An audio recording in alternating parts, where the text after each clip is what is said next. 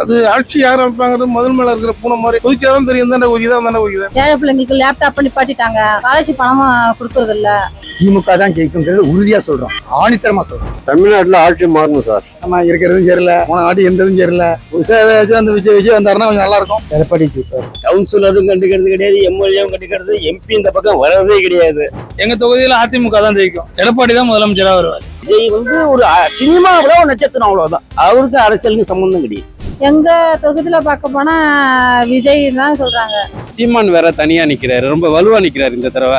எப்படியும் ஒரு 12-15 தொகுதியில கண்டிப்பா ஜெயிக்கிறதுக்கு வாய்ப்பு இருக்கு. திமுகங்கிற ஒரு கட்சியை அழிக்கணுங்கிறதுனால ஒரு சந்திரபாபு கூட்டணி, வடநாட்டு கூட்டணியில சேர்ந்து அழிக்க நிக்கிறாங்க.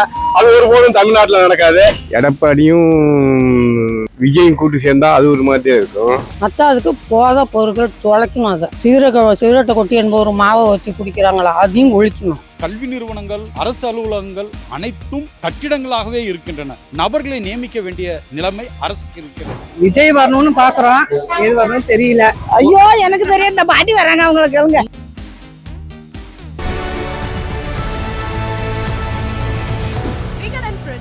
Imperfect show on the road. Election Express powered by the Chennai Silks.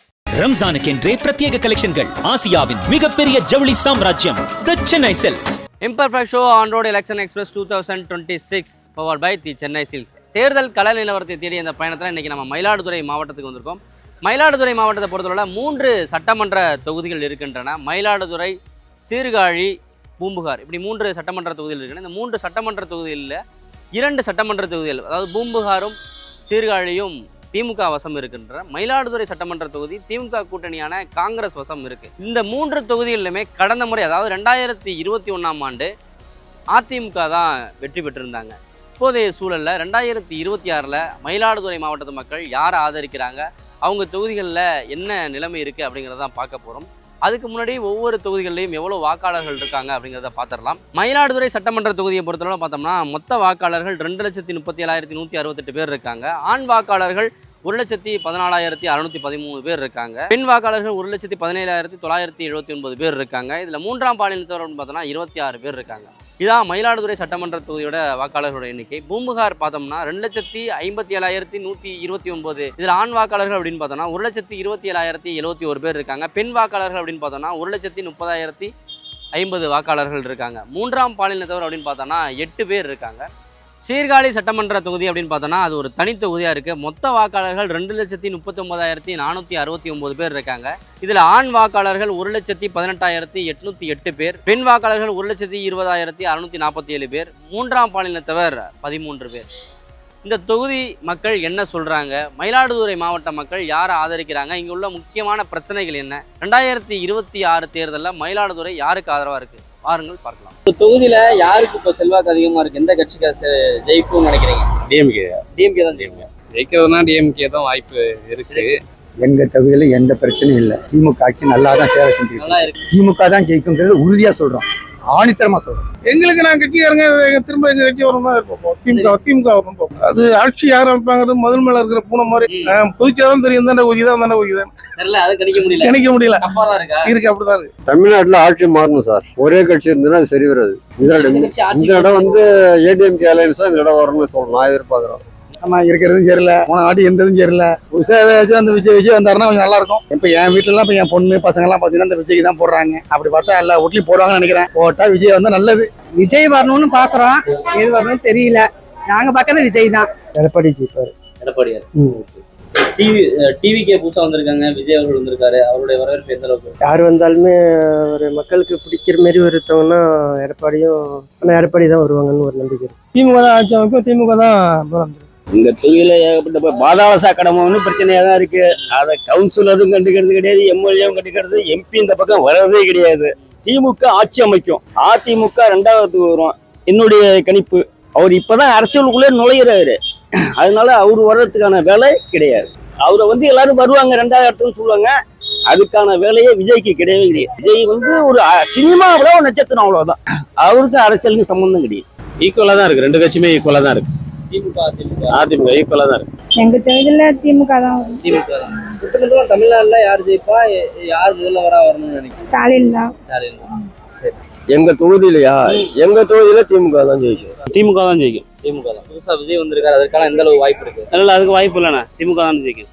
எங்க தொகுதியில அதிமுக தான் ஜெயிக்கும். அதிமுக தான் ஜெயிக்கும். எங்களோடது வந்து இரட்டை இலை சின்னம் தான் எங்க பேசுவோம். யார் நிக்கிறாங்க நிக்கலங்கிறதெல்லாம் பேச்சு கிடையாது. எடப்பாடி தான் முதலமைச்சரா வருவாரு. ஐயோ எனக்கு தெரியும், இந்த பாட்டி வராங்க அவங்களுக்கு. உங்க தொகுதியில இங்க வாங்க. போட்டா கலைஞர் தான் போடணும், வேற யார் இருக்கா? இந்த முறை எங்களோட கணிப்பு என்னன்னா விஜய் தான் வருவாருன்னு. தாவேக்கா தான் வரணும் நாங்க விருப்பமும் அதான். ஏன்னா புதிய ஆட்சி வரட்டுமே, மக்கள் ஒரு மகிழ்ச்சி பெறட்டுங்கிறது தான் எங்களோட சந்தோஷம். இந்த கட்சி ஜெயிக்கும்னா இந்த தடவை ரொம்ப போட்டி அதிகமா இருக்கும். சீமான் வேற தனியா நிக்கிறாரு, ரொம்ப வலுவா நிக்கிறாரு. இந்த தடவை ஜெயிக்கிறதுக்கும் வாய்ப்பு இருக்கு. நிறைய தொகுதியில ஜெயிக்கிறதுக்கு வாய்ப்பு, எப்படியும் ஒரு 12-15 தொகுதியில கண்டிப்பா ஜெயிக்கிறதுக்கு வாய்ப்பு இருக்கு. எங்க தொகுதியில பார்க்க போனா விஜய் தான் சொல்றாங்க.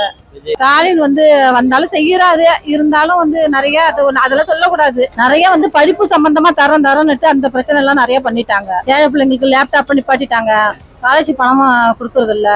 தமிழ்நாடு அளவுல டிஎம்கே தான் வரும், அதுல எந்த மாற்றமும் கிடையாது. இப்போ விஜய் அவங்க மித்த கட்சியெல்லாம் வந்து ஓட்டு பிரிப்பாங்களே தவிர ரூலிங் பார்ட்டிக்கு சீட்டு வர்றதெல்லாம் கஷ்டம். திருப்பியும் திமுக தான் வரணும்னு ஒரு மக்கள் எதிர்பார்ப்பு அதிகமா இருக்கு.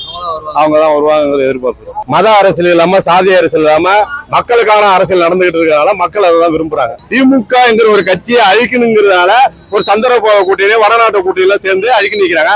அது ஒருபோதும் தமிழ்நாட்டில் நடக்காது.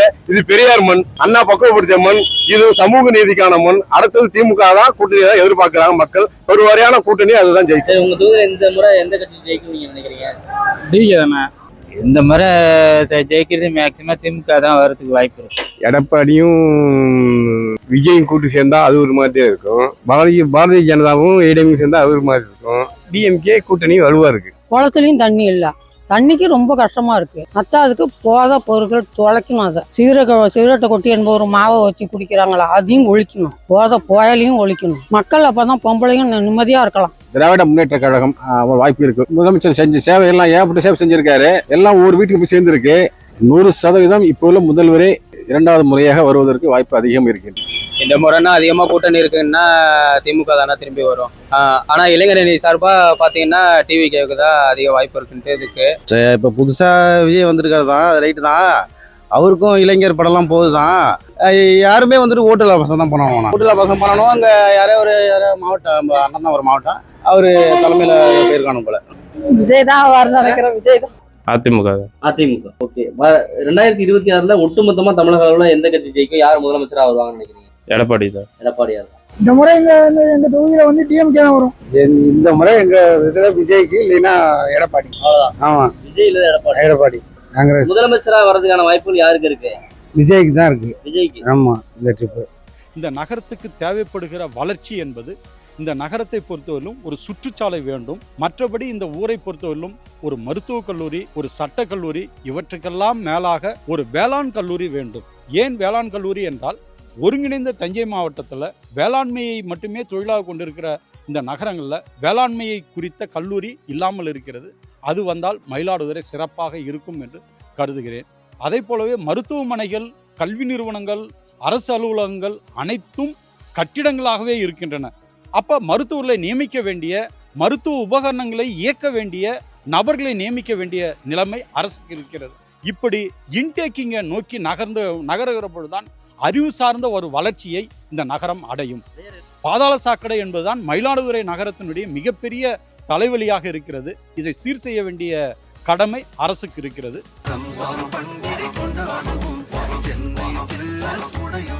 ரம்ஜானுக்கென்றே பிரத்யேக கலெக்ஷன்கள். ஆசியாவின் மிகப்பெரிய ஜவுளி சாம்ராஜ்யம் தி சென்னை சில்க்ஸ்.